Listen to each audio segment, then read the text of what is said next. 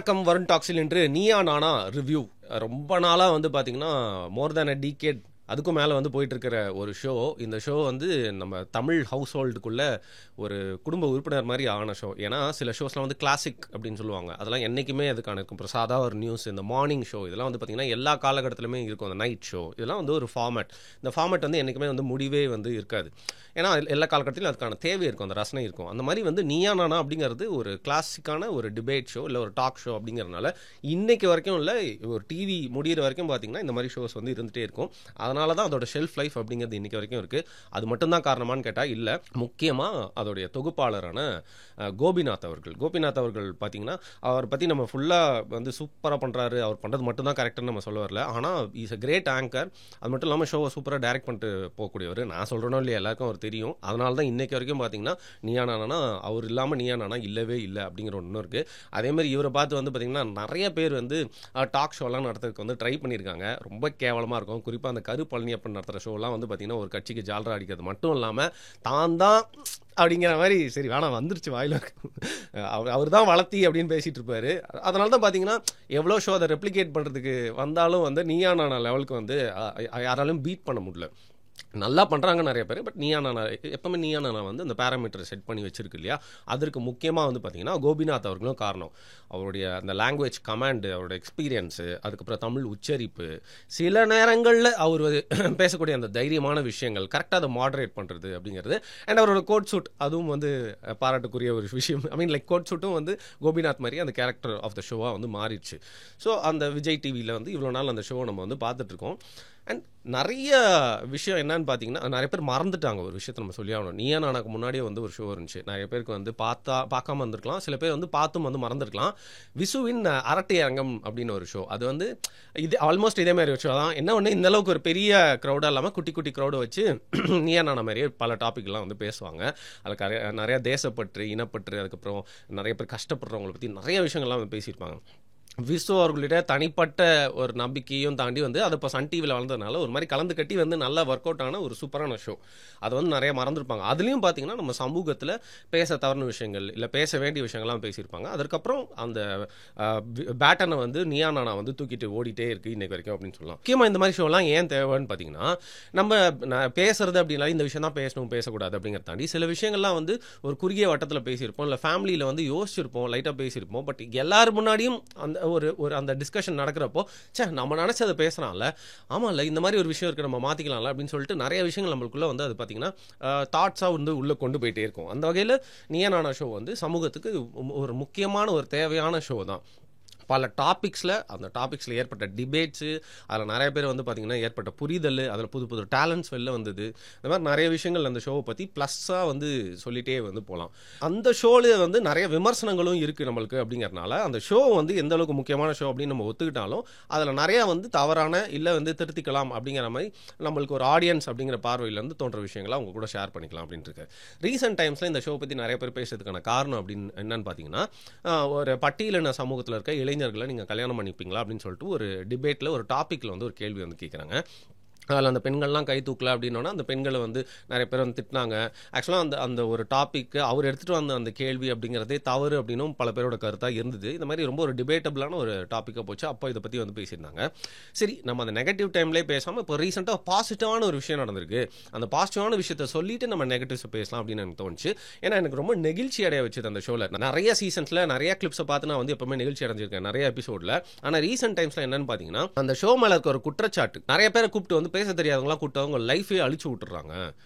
For example, இப்போ ஒருத்தர் prank ஷோவில் ஒருத்தர் வந்துட்டார் அப்படின்னா அவரோட அறியாமை, அவரோட முட்டாள்தனத்தின் காரணமாக அதுவே அவர் அடையாளமாகி அவரோட முகம் அதன் மூலியமாக ப்ராப்ளம் ஆகி அவர் லைஃபே வந்து போகிறதுக்கு உண்டான வாய்ப்புலாம் இருக்குல்ல. அதே மாதிரி இதில் வந்து பார்த்தீங்கன்னா ஜாதியை பற்றி பேசுகிறப்போ தன்னுடைய ஜாதி பரம்பரை, ஆண்ட பரம்பரை அப்படின்னு சொல்லிட்டு ஒரு பையன் அவனுக்கு இருக்க எக்ஸ்போஷர், அவனுக்கு இருக்கிற தவறான புரிதல்னால வந்து பேசிட்டு இப்படி வந்து உட்காந்துருப்பான். அவன் வந்து ஒரு மீம் மெட்டீரியலாக கூட வந்து மாறி இருந்தான். அது நம்மளுக்கு ஒரு பெரிய குற்றச்சாட்டாக அந்த டைம்லேயே கூட அந்த ஷோ மேலே வச்சிருந்தோம். பாவம் பேச தெரியாதவங்களை கூப்பிட்டு வந்து இந்த மாதிரி இது பண்ணுறாங்க அப்படின்னு சொல்லிட்டு. ஜாதி வெறியனாக இருந்தால் கூட கொஞ்சம் நல்லா பேச தெரிஞ்சவன், அவன் நல்லா டிபேட் பண்ணணும் ஒரு பாயிண்ட் அப்படிங்கிற மாதிரி ஆளுங்களா இல்லாமல் ஒரு பகட கையாத பையனை ஆக்கிட்டாங்களே அப்படின்னு எனக்கு வந்து தோணுச்சு. அப்போ அந்த பையனுக்கு வந்து அட்வைஸ் பண்ணிருப்பாங்க ஒரு அக்கா, டே தம்பி இது இல்லடா வாழ்க்கை அப்படின்னு சொல்லிட்டு சூப்பராக பேசியிருப்பாங்க. அந்த அக்கா செம்மையாக இருக்கும். அந்த அக்காவை பார்த்தா ஜாதி வெறி பிடிச்சவன் எவனா இருந்தாலும் திருந்திடுவான் அப்படிங்கிற மாதிரி தான் இருக்கும். அந்த அளவுக்கு அழகாக பேசியிருப்பாங்க. நம்மளுக்கு இந்த மாதிரி ஒரு அக்கா இல்லையே அப்படின்ற மாதிரி தோணும். ஸோ இப்போ என்னன்னா அதுக்கு ஒரு ஃபாலோ அப் நிகழ்ச்சி மாதிரி வச்சு அந்த பையனையே கூப்பிட்டு அந்த பையனோட மனசில் எவ்வளோ மாற்றங்கள் வந்து ஏற்பட்டிருக்கு அப்படிங்கிறதையும் பேசி, அப்புறம் இன்னொரு யூடியூப் சேனலில் அந்த அக்காவும் இந்த பையனும் சேர்ந்து பேசுறதை வந்து பார்த்துருக்கோம். ஸோ இது வந்து அந்த ஷோவில் வந்து ஒரு செம்ம மேட்ரு அப்படின்னு தோணுச்சு. நீங்கள் எவ்வளோ ஒரு பிரச்சனைக்குரிய டாபிக், கான்ட்ரவர்ஷியல் டாபிக்ஸ்லாம் வந்து நீங்கள் பேசியிருக்கீங்க, ஷூட் பண்ணியிருக்கீங்க. அதில் பல பேர் வந்து பார்த்தீங்கன்னா தவறான கருத்தை சொல்லி வந்து அவங்க வந்து அவங்களோட ஃபேஸ் வந்து போயிடும், அவங்களுக்கு ரொம்ப அவமானமான ஒரு சுச்சுவேஷனில் மாட்டியிருப்பாங்க. அதில் குறிப்பாக இந்த பையன் அப்படிங்கிறவன் ஒரு மீம் மெட்டீரியலாக மாறிட்டான். அவனுக்கு நீங்கள் வந்து ஒரு இன்னொரு அடையாளத்தை வந்து கொடுத்துருக்கிறது வந்து செம்ம மேட்ரு. அதுவும் குறிப்பாக இந்த ஜாதி பிரச்சனை, ஜாதி பெருமை பிரச்சனையில் ஒருத்தன் வந்து மனசு மாறி இருக்கான் அப்படிங்கிறது ரொம்ப பெரிய விஷயம். ஏன்னா இது நீங்கள் என்ன தான் சொன்னாலும் வந்து பார்த்தீங்கன்னா எவ்வளோ கருத்துக்கள், எவ்வளோ அறநெறிகள் அப்படிலாம் சொன்னாலும் இது வந்து மாறத்துக்கு உண்டான விஷயம் இல்லை. அவ்வளோ சீக்கிரம் வந்து மாற்றிக்கவே முடியாது. ஏன்னா ஊர்ன ஒரு விஷம் மாதிரி இது. அந்த பெருமையை வந்து மாற்றிட்டு இன்னைக்கு லைஃப்பை வந்து பார்த்துருக்கான் அப்படின்னா அந்த ஜாதி பிரச்சனையை மட்டும் இல்லாமல் ஆஸ் அன் இண்டிவிஜுவல் அவனே வந்து வாழ்க்கையை பெருசாக வந்து பார்க்க ஆரம்பிச்சிருக்கான். இனிமேல் அவனோட வாழ்க்கை, தன்னுடைய பார்வை குறுகிய மனப்பான்மை இல்லாமல் இந்த வேர்ல்டே ஒரு சந்தோஷமான பாசிட்டிவான விஷயத்தில் பார்ப்பாங்கிற மாதிரி தோணுச்சு. அந்த வகையில் நீயா நானா நிகழ்ச்சிக்கு வந்து நம்ம வந்து ஒரு சல்யூட்டையும் கிளாப்ஸையும் வந்து நிஜமாவே தெரிஞ்சுக்கணும். அதனால ஒரு முக்கியமான ஷோ. ஆனால் நிறைய மைனஸ் இருக்குது, அதை நான் சொல்கிறேன். இதில் பார்த்தீங்கன்னா விஜய் டிவினாலே ஸ்கிரிப்ட் அப்படின்னு சொல்லுவாங்க. பேருக்கு தான் ரியாலிட்டி ஷோவாக இருக்கும். ஆனால் இந்த ஷோலையும் பார்த்தீங்கன்னா நிறைய பேர் கலந்துட்டாங்க. என் ஃப்ரெண்ட்ஸ்லாம் நிறைய பேர் போயிட்டு வந்திருக்காங்க. அந்த ஷூட்டிங்கை பற்றி நீங்கள் கேட்டிங்கனாலே வந்து சொல்லுவாங்க, அந்த ஷூட்டிங் ரொம்ப நேரம் நடக்கும். நீயா நானாக்கெலாம் போனால் நீங்கள் அவ்வளோ நேரம்லாம் அப்படி இல்லை டக்குன்னெலாம் முடிச்சுட்டுலாம் வந்துட முடியாது. ஆல்மோஸ்ட் உங்களோட ஃபுல் நைட் வந்து போயிடும்னு சொல்லுவாங்க. அண்ட் அந்த ஷோவில் என்ன பேசுகிறாங்களோ அது அப்படியே வந்து வந்திருக்காது. நிறையா எடிட் பண்ணியிருப்பாங்க, மாற்றிருப்பாங்க, கரெக்டாக கட் பண்ணி வந்து பிளேஸ் பண்ணியிருப்பாங்க. அது இந்த ஷோவில் வந்து பார்த்தீங்கன்னா ஒரு பெரிய மைனஸாக இருக்கும். நீ டிவியில் வேலை பார்த்தா தெரியும்டா அப்படின்னா நான் டிவியில் வேலை பார்த்துருக்கேன். இதில் வந்து நிறைய நீங்கள் வந்து கிமிக்ஸ்லாம் பண்ணி தான் ஒரு ஷோ வெளில கொண்டு வர முடியும். ஆனால் முற்றிலுமாக உங்களுக்கு ஏற்ற மாதிரியே ஒரு நரேட்டிவ் செட் பண்ணி அதை வந்து எடிட் பண்ணி நீங்கள் கொண்டு வரது, ஒருத்தனை வந்து கரெக்டான கருத்து சொல்கிறப்ப அவனை கட் பண்ணுறது, சொல்லியிருந்தாலும் அவனை அதை வந்து எடிட் பண்ணி தூக்கிடுறது, அவங்ககிட்ட இருந்து மயக்க போடுங்கிறது அப்படிங்கிற மாதிரி அதை நரேட் பண்ணி கொண்டு போகிற விதம் மட்டும் இல்லாமல் எடிட்டிங்லேயும் இந்த ஷோவில் வந்து நிறைய குறைபாடுகள் இருக்குது. அதெல்லாம் மாறி ஒரு நல்ல டிரான்ஸ்பரண்டான ஷோவாக மாறுறப்போ இது இன்னும் வந்து சூப்பராக எல்லாருக்குமே பிடிச்ச மாதிரி ஒரு ஜென்யூனான ஷோவாக இருக்கும் அப்படின்னு எனக்கு வந்து தோணுச்சு. இன்னொரு விஷயம், பொலிட்டிக்கல் இன்ஃப்ளூயன்ஸ் அண்ட் பயஸ். இப்போ வந்து கோபிநாத் அவர்கள் மேலே இருக்கிற ஒரு குற்றச்சாட்டு என்னன்னு பார்த்தீங்கன்னா சூப்பராக எடுத்துகிட்டு போயிட்டே இருப்பார், நல்லா பேசுவான்ப்பா வாழைப்பழம் மாதிரி, ஆனால் பட்டுன்னு விஷத்தை கக்கிடும் அப்படிங்கிற மாதிரி அங்கங்கே வந்து அவரோட ஸ்ட்ராங்கான கமாண்ட் இருக்குல்ல, அவர் சொல்கிறப்போ ஒரு விஷயம் எல்லாத்துக்கும் ரீச் ஆகும், அது உண்மைன்னு கூட நிறைய பேர் நம்பியிருக்க தோணும். அந்தளவுக்கு ஒரு கமாண்ட் இருக்கும் ஒரு ஸ்பீச்சில். ஸோ அவர் என்ன பண்ணுறாரு, சில நேரத்தில் வந்து பார்த்தீங்கன்னா ஒருதலை பட்சமாக செயல்பட்டுருவார். அண்ட் ஒரு கட்சிக்கு சார்பாகவும் இன்னொரு தரப்புக்கு எதிராகவும் வந்து பேசியிருப்பார். நீங்கள் ஒரு ரியாலிட்டி ஷோ நடத்துறீங்கன்னா அதை பண்ணக்கூடாதுன்னு எல்லாரை பற்றியும் விமர்சனங்களும் இருக்கணும், எல்லாரையும் தூக்கி வச்சும் பேசணும், இறக்க வேண்டிய இடத்துல இறக்கியும் பேசணும். அது உங்கள் சைடில் இருந்து நிறைய நேரத்தில் வந்து ஒரு பயஸ்டாக இருக்க மாதிரி தோணுது. ஆனால் எவ்வளோ எபிசோடு இத்தனை வருஷமாக பண்ணிட்டுருக்க அந்த எபிசோட்ஸில் வந்து பார்த்தீங்கன்னா எல்லா எபிசோட்லேயும் வந்து சும்மா தராசு மாதிரி நிற்க முடியுமான்னு கேட்டால் நிற்க முடியாது. ஒருவேளை நானே ஆங்கராக இருந்ததுன்னா கூட அதை வந்து பண்ணியிருப்பேனா சிறப்பாக அப்படின்னு தெரியாது. ஆனால் முடிஞ்ச அளவுக்கு அவர் வந்து ஏன்னா சில கட்சி சார்ந்த நபர்களோட அவர் வந்து நிறைய இன்டர்வியூஸ்லாம் எடுத்திருக்காரு, சில பேர் கூட ரொம்ப க்ளோஸாக இருக்காருன்றதுனால அவர் சொல்கிற கருத்துக்கள் வந்து பயஸ்டாக இருந்ததுன்னா பட்டுன்னு வந்து மாட்டிக்கும். ஸோ இதுவும் வந்து ஒரு முக்கியமான விஷயமா. அண்ட் பல பேரை பேச விடாமல் டக்குன்னு மயக்க பிடுங்கிறது, கொஞ்சம் ஹார்ஷான கமெண்ட்ஸ்லாம் கொடுக்குறது அப்படிங்கிறதும் அவர் மேலே வைக்கக்கூடிய ஒரு பெரும்பான்மை குற்றச்சாட்டாக இருக்குது. அதையும் மாற்றிக்கிட்டா அந்த ஷோவில் வந்து பார்த்தீங்கன்னா இன்னும் அந்த ஷோ மேலே கொஞ்சோண்டு ஹேட் நிறைய பேருக்கு இருந்துச்சுன்னா அதுவும் மாறதுக்கான வாய்ப்பு இருக்குது அப்படின்னு தோணுச்சு. அண்ட் நிறைய நேரத்தில் வந்து பார்த்தீங்கன்னா நீங்கள் சொசைட்டிக்கு தேவையான டாபிக்ஸ் எடுக்கிறீங்க, ஓகே, ஆனால் என்டர்டெயின்மெண்ட்டும் தேவை தான். ஆனால் ஒரு சில நேரத்துலலாம் வந்து என்டர்டெயின் பக்கம் வந்து ரொம்ப போயிடும் சில டாபிக்லாம். அதெல்லாம் வந்து அந்த ஷோவோட ஒரு என்ன சொல்கிறது வெயிட்டேஜ் வந்து குறைக்கிற மாதிரி தோணும். ஆனால் ஒரு யூடியூப் சேனல் நடத்துகிற நம்மளாலே வந்து பார்த்தீங்கன்னா தொடர்ந்து சீரியஸான நல்ல டாபிக் மட்டும் பண்ண முடியல. சில நேரத்தில் என்டர்டெயின் மசாலாவும் கேட்குறாங்க அப்படிங்கிற மாதிரி அது போகும். ஸோ அது வந்து ரொம்ப கஷ்டமான விஷயம். ஆனால் அதுவும் அந்த ஷோ மேலே இருக்க சீரியஸ்னஸை வந்து கொஞ்சமாக குறைச்சிறதுக்கான வாய்ப்பு இருக்குது. ஸோ அந்த மாதிரி சில டாபிக்ஸ்லாம் எடுத்துகிட்டு போய் இது வேறு டாப்பிக்கே இல்லையா அப்படின்னு சொல்லிட்டு பார்க்காம போகிற நிறைய ஆட்கள்லாம் வந்து பார்த்துருக்கேன். ஸோ அதுவும் ஒரு குறையாக தோணுச்சு.